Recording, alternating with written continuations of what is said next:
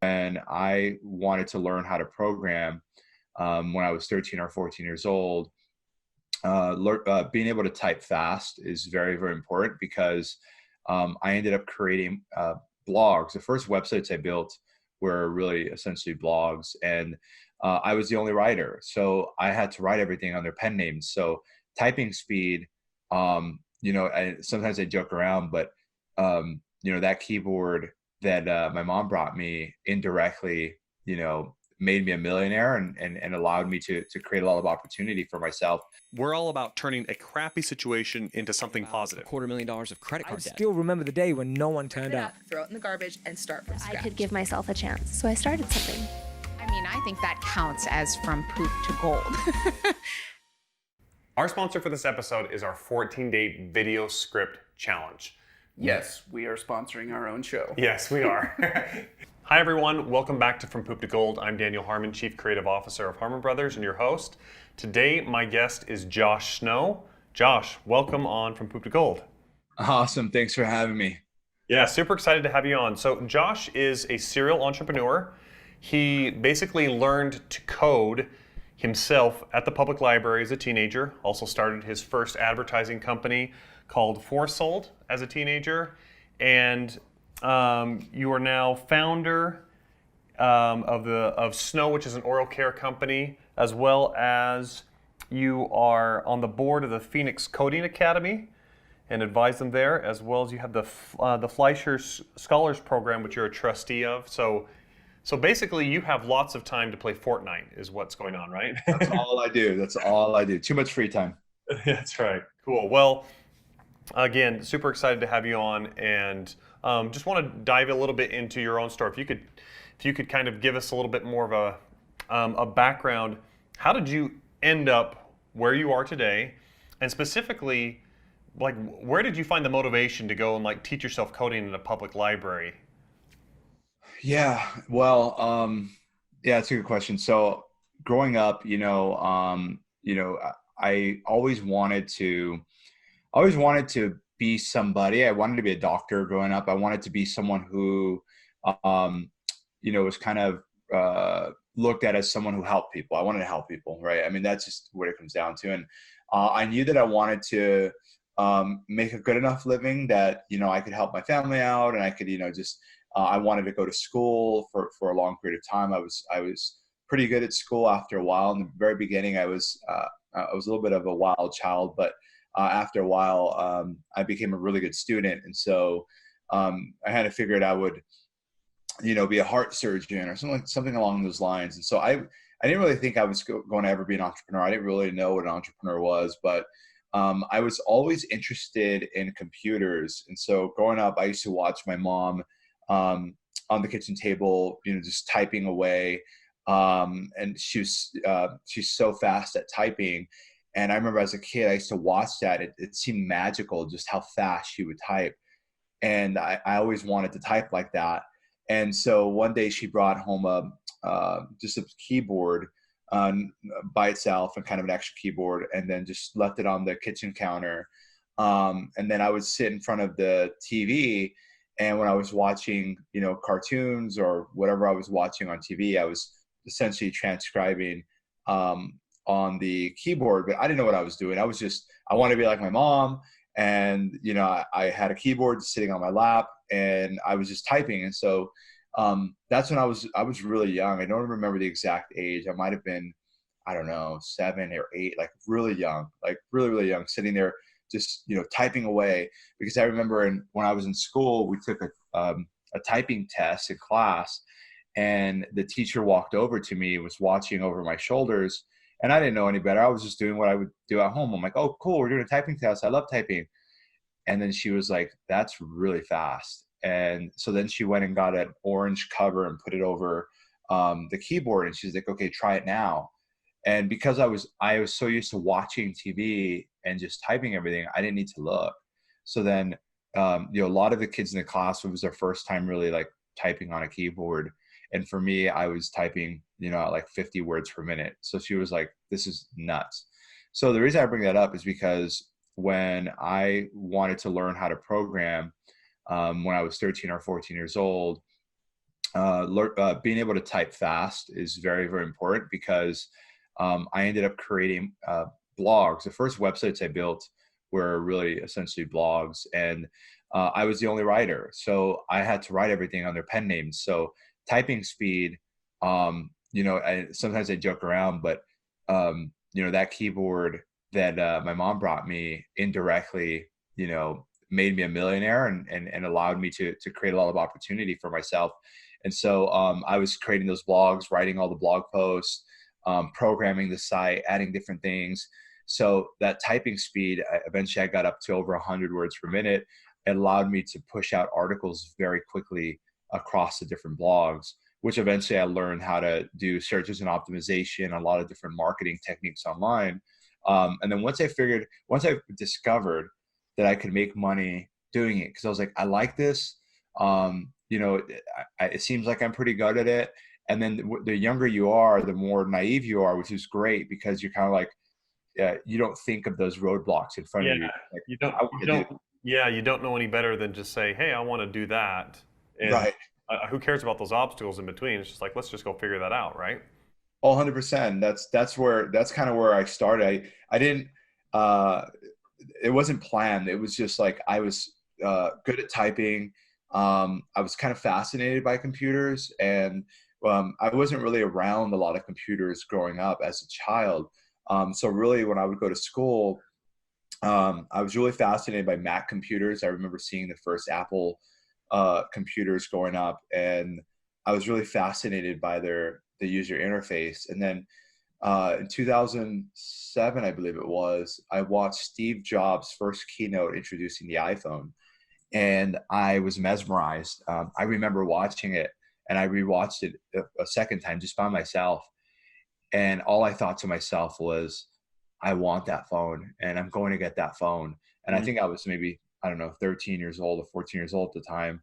And I was obsessed with that phone. And I remember telling my dad, I was like, I will literally sell whatever I have, shoes, like anything that I have, so that I can get that phone. And he was like, okay, if you want it, well, you got to come up with the money. He's like, I can help you out a little bit, but you're gonna have to come up with the money. And so, but really what I was mesmerized by was Steve Jobs' passion and his ability to communicate.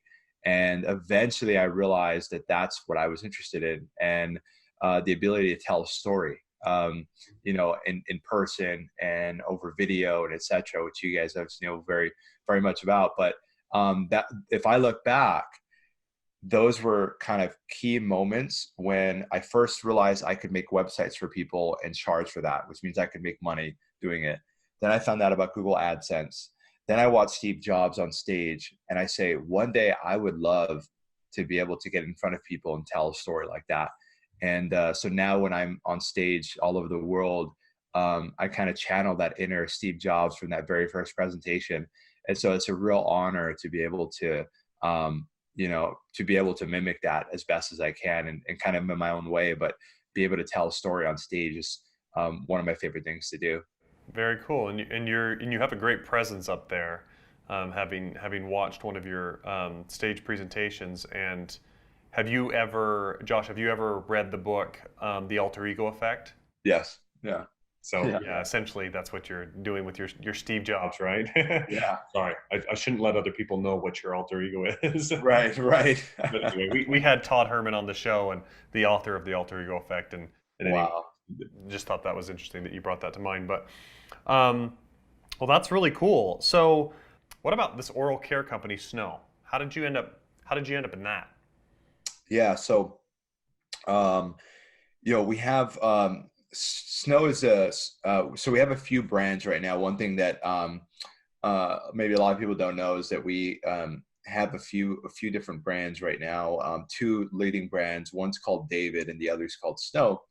And David is a personal finance company that is a little bit more behind the scenes, because it's more of a servicing type of company, and we help Americans save money on whether it be their mortgage, car insurance, etc.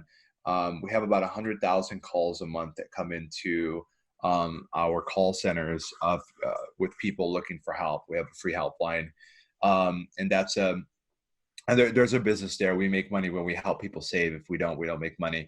And it's a substantial business. And I have an amazing co-founder in that business, Anthony Sarandria. But Snow, Snow came about because they both came about around the same time. I was looking for something, not just something to do. I had, I had exited a company, and I had, at 21 years old, 22 years old, a substantial amount of cash relative to my age to kind of figure out what I wanted to do next. I was out of school. I had graduated from Arizona State University, and I went from working 16 hours a day to essentially doing nothing. So, and that was driving me nuts. And so I was really in search of something that I could do that was big, something that could keep me busy. And I had jaw surgery around that time. So I had upper jaw surgery to fix some of the alignment. I had some bad jaw pain, and I had braces a few times. And so I became friends with my dentists and oral surgeons, etc. And we would start to hang out. And one day I asked, like, hey guys, where's the market at, or where's the business for a guy like me? I'm not a dentist. I'm not a doctor.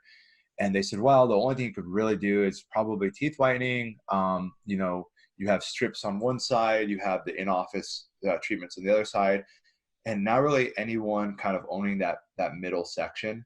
And so I was like, okay, if I could take the technology and the efficacy of an in-office treatment with the convenience of strips, we could be onto something. So I asked if they would help me kind of just review the formula as I came up with it.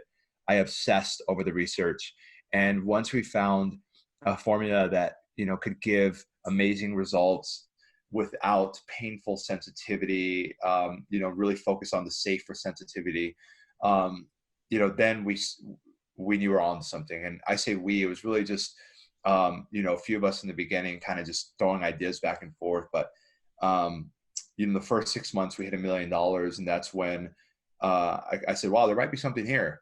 And so I kind of put a bunch of fishing lines out around that same time to see which one would kind of take off. And one of my mentors, who's my partner in the Fleischer Scars Foundation, Mort Fleischer, always says, follow the money. And so I put those fishing lines out. One started to ring a lot, another started to ring a lot, and I said, okay, I've got to go all in. And then I became really obsessed and infatuated initially, and then obsessed with the oral care market, and personal care as a whole, but oral care particularly.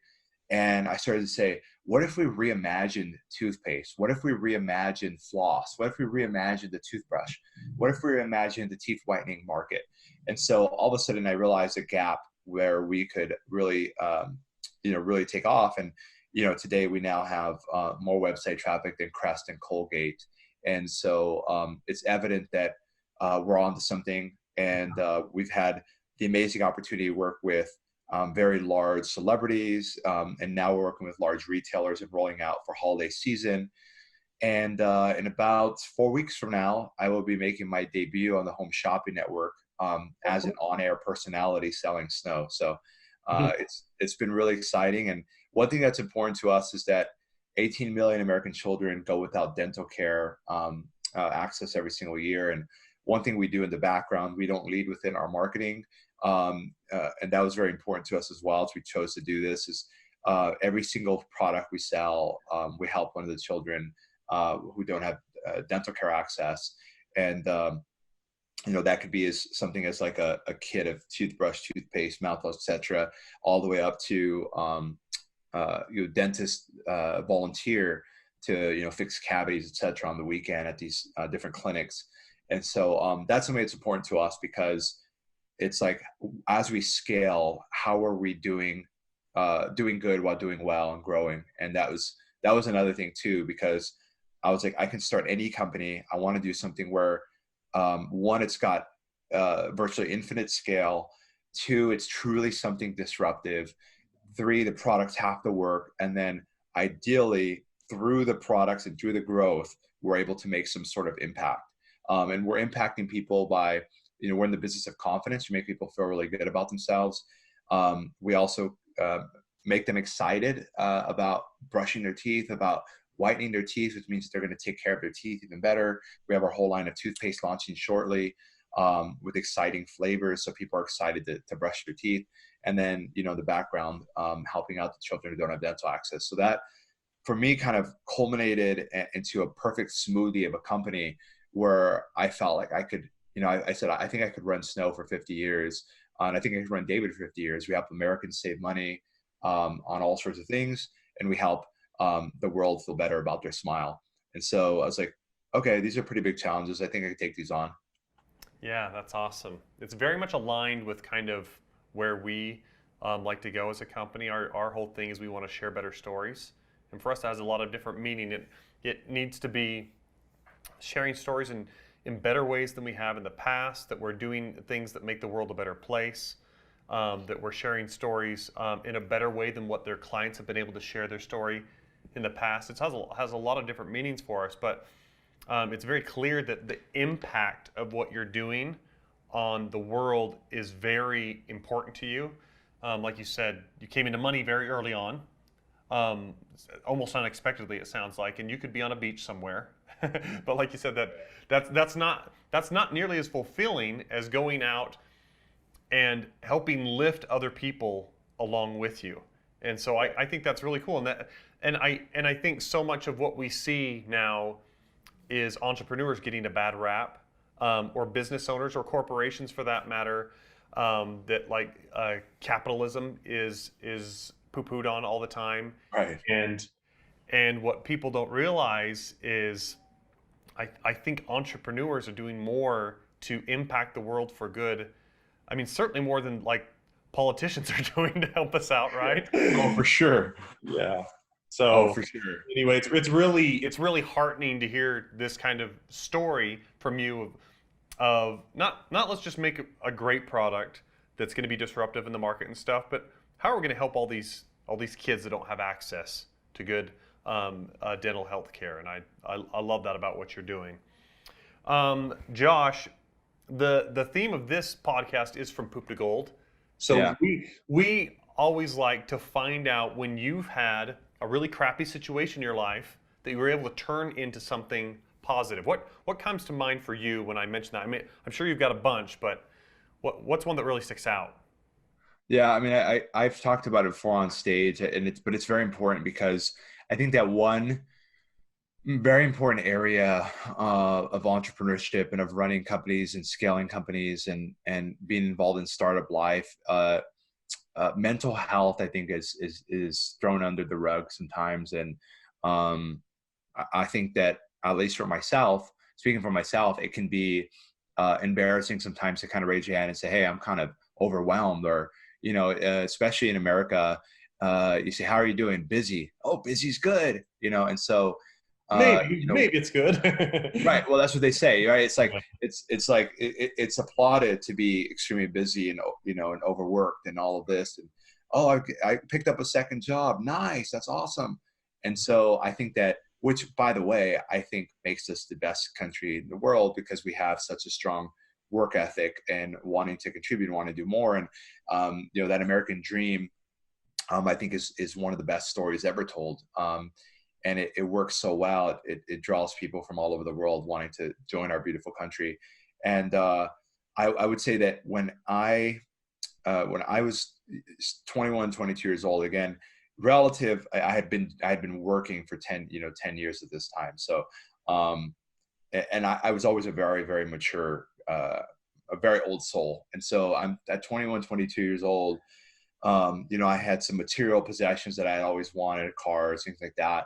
And I wasn't really happy. And I just was so confused on why I was not happy. It was like I had, I was kind of like this wonder boy, it's like, here's a wonder boy. And, I graduated the honors college at Arizona State University in just under 2 years. So I just blew through there, straight A's, and I was running a multi-million-dollar company. And it's like, why would I not be happy? And what I realized is that there's a qualitative factor sometimes to what you're working on.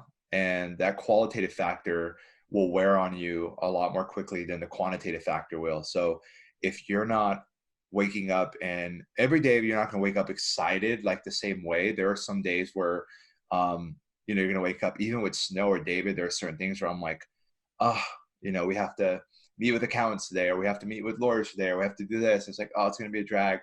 But when you wake up for multiple days or multiple weeks and you don't have that energy, it's very important for you to be real with yourself, at least, and this is me speaking to myself, is to be like, hey, something, you can change something, you don't have to be stuck anywhere. And I think that for me, I realized that I have to be doing something. Like I have to have a lot of things going on, right? It's like helping out with the Phoenix Coding Academy, which is a free public it's a public high school where we have 3D printers, robotics, all teaching programming to underserved communities, and it's a full high school. So you go there from freshman to senior year, and you graduate. You never leave that school during that period. So impact, right? So for me, when you realize that you have to make 100 billion like Bill Gates and you still can't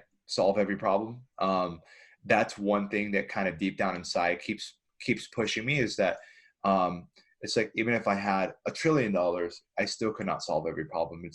And that's not the thing, but I want to contribute, not necessarily in money. I think a lot of times time and energy and thinking is much more valuable to problem solving than simply throwing money at something.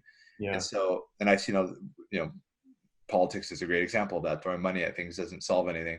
So anyway, long story short, I think that when I was feeling a bit burnt out, I think I had like a delayed burnout, and I didn't know what it was, because I'd never gone through it before. And I was kind of embarrassed to say anything, because here I am, I'm a college graduate, running a multi-million-dollar company, driving nice cars, and I felt like I felt like I didn't have room to complain, and that people wouldn't listen to me, because if I started complaining, like, what do you have to complain about? Like, oh, that's hard. Like, driving your Ferrari around is tough. And it's like no. And so inside, I felt a little bit kind of lonely in that aspect. But once I started to open up and realize, like, hey, I've got to do something big. I've got to have a big mission so that I can wake up every morning. And the best result of that is that obviously I was able to, become a part of our, Found Snow and David.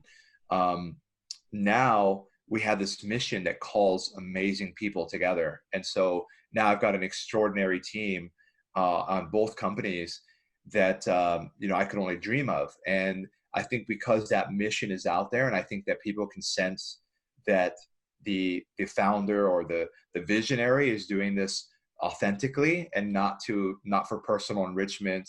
I'm not doing this to go buy another Lamborghini or anything. Like I'm trying to prove a point. And I think that attracts incredible people. Yeah.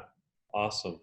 That's a great story. So where you differ from so many of the stories that we've heard is that your poop moment is actually in a moment of riches, right? When you've kind of got everything going for you, and then, but still not having that happiness there, and then Right. Being able to find something that gives you purpose that's amazing. Cool. Well, thank you so much for your time here today, Josh, and covering that stuff in your story. It's really inspiring what you're doing. Really excited for all your success. If people want to look up something you're doing, what's the main thing you'd point them to right now? Personally, Instagram is probably where I'm most active. Josh Snow. So Instagram.com/Josh Snow. And then company-wise, trysnow.com. And then anything David related is usedavid.com. Okay. TrySnow, so TRYSnow.com. Perfect. Okay.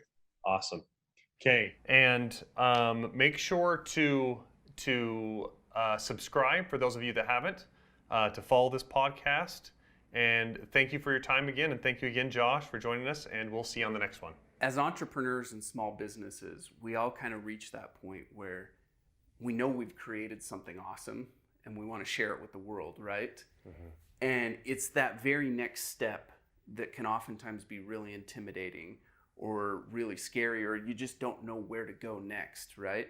And the beautiful thing about this 14-day script challenge is you get your hand held from, okay, you have this cool product, now let's go research and find the exact way to present it and message it to the world in a way that resonates and gets people excited and they're ready to swipe their credit card and purchase. And in the 14-day script challenge, you get the opportunity to go through that step by step with our writers who have done it dozens and dozens of times. Yeah, you actually watch us go through each of the steps ourselves and create it with a real client, a real product, and it's a real campaign that's out there that's been very successful. That's right. And the feedback that we've had on this thing has just been phenomenal. I mean, we get comment after comment and emails flowing in from people all over the world who have just raved about the impact that this has had on their business. People tell us over and over again, it is just a huge value punch for the investment for this 14-day script challenge, and really gave them the tool set they needed to walk through it and make it happen. And we've had dozens of students who have successfully taken the challenge, written their script, launched their ad campaigns, and driven success for their business. It's pretty amazing. For more information, go to hbros.co/script. That's hbros.co/script.